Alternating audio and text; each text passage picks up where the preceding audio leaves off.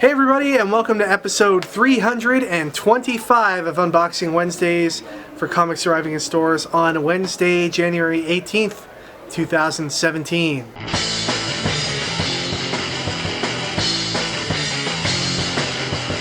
Ricky, a lot going on in the world of comics. Marvel's removing digital codes from books. Well, DC's putting digital codes on books. To be fair about the Marvel stuff, they're putting digital codes for books that aren't the book that you're buying. So it's like other classic Marvel books. Stuff. You're still getting a digital code, but it's for a lot of people upset about it. A lot of people upset. DC is adding codes to their books. A lot of people are upset about that. Remember when they're like, oh, $2.99 for all of our books? They're raising some of the prices to $3.99 this year in the coming months. And then what else happened? The Injustice trailer came out. Everybody's pretty excited about that. It's got Brainiac in it and Darkseid. Can't go wrong with those two. Yeah. So yeah, lots going on in the world of comics, and a lot going on this week with the new releases that are out today. Ricky, let's go ahead and open up some boxes. Ricky, we forgot to also mention at the top of the show that the long-awaited Watchmen DC tie-in event is finally coming. Have you heard about this? Have you heard about the button? No, it's the Watchmen button, I guess. Yeah, the Watchmen button. It's gonna be a crossover that's gonna tie in with the Flash and Batman, and Jeff Johns is spearheading it. Tom King's writing it, and then that's gonna spin into a mini-series style event.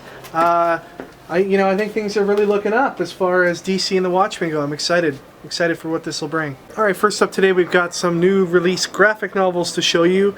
Chew Volume 12 is new on shelves today, as is the first edition of the Justice League Rebirth book.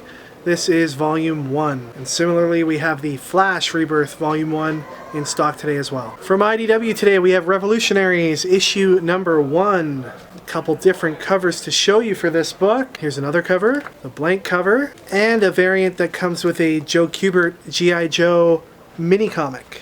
A new Image comic book from Charles Soule and Ryan Brown. It is Curse Words, issue number 1. Ninja Turtles Universe, issue 6. Mighty Morphin Power Rangers, issue 11. Another awesome cover by our pal Jamal Campbell. Here's one of the variant covers. Here is the Black Hammer giant-sized annual from Dark Horse, featuring a lot of very creative writers and artists working on this particular issue. Kill or Be Killed number 5. Angel, season 11, issue 1. And this is one I'm really excited about today. It is the WWE ongoing comic. This is issue number 1.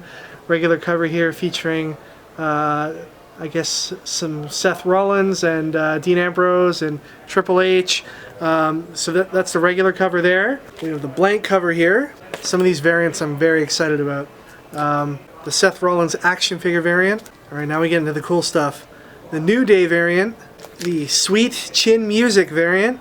Now, how badass is this? The Razor Ramon variant, also by our friend Jamal Campbell.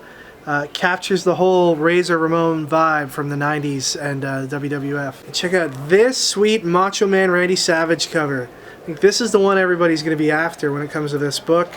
It's going to be a very rare cover indeed, and very cool artwork there. If you notice, there's other Randy Savages. It's like Randy Savage Inception going on in the sunglasses. This is the 1 in 100 variant for the WWE book, and it features a gold foil representation of the WWE Championship belt. Alright, moving on to DC, we've got He-Man Thundercats issue number 4. Raven number 5. Superman number 15. Aquaman number 15. Nightwing number 13. Green Arrow number 15. Green Lanterns 15. Justice League of America The Ray Rebirth issue number 1. Harley Quinn number 12 with an Amanda Conner cover and a Frank Cho cover. And here's Batman number 15 and the Batman number 15 variant. Trinity number 5, Justice League number 13, and Justice League Suicide Squad number 5. There's a few different covers for this book.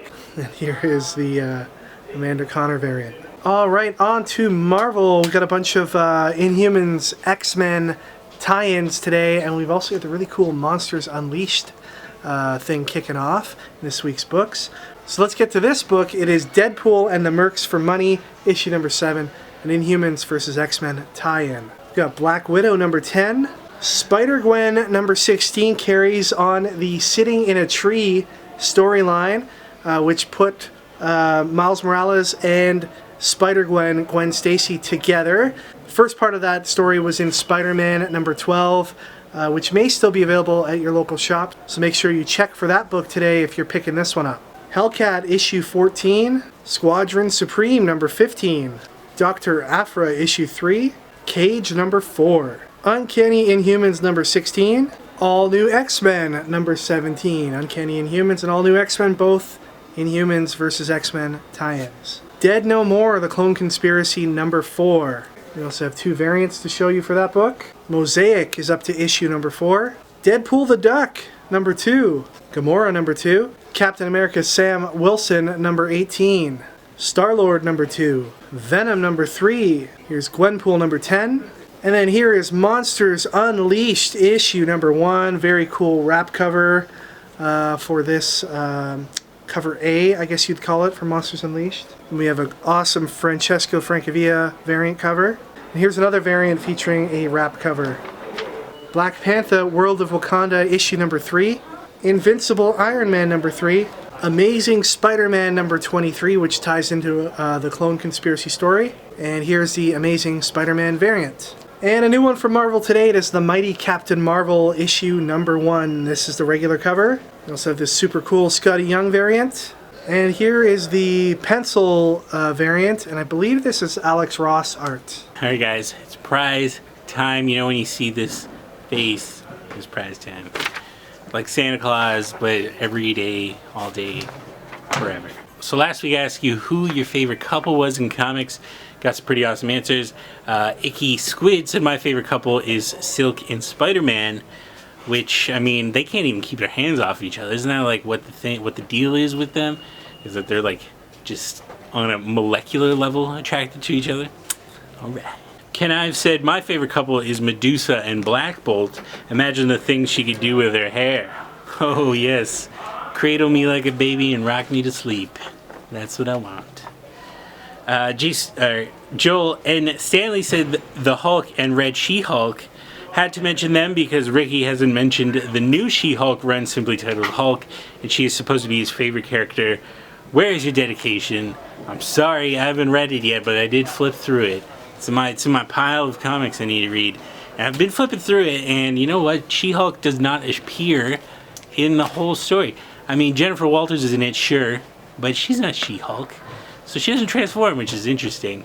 I'm skeptical, but optimistic. Comics and Stuff said my favorite couple definitely has to be Scott and Jean. I really like the interaction between Scott and Jean, and adding in Wolverine just for that little spice. Ooh. Funkoff said C-3PO and R2-D2, enough said.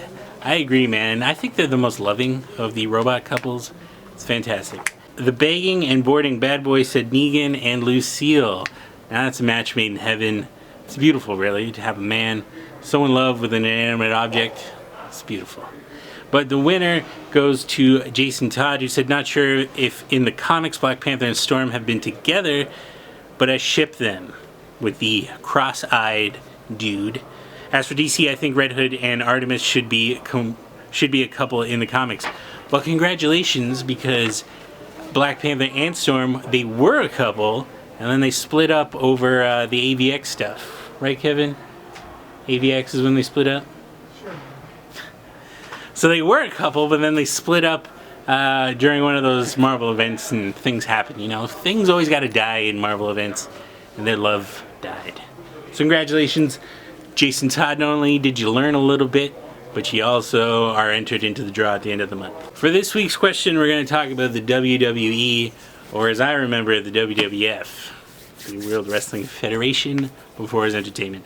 What I'd like to see from you in the comments is, what was your favorite moment in your wrestling watching career? Or perhaps if you don't watch wrestling, what is something that you really enjoy about wrestling? For me, I grew up in the 90s with the Attitude Era, and I think when Mankind or Mick Foley got thrown off the cage in the Hell in a Cell, that for me was, I was like, what the hell?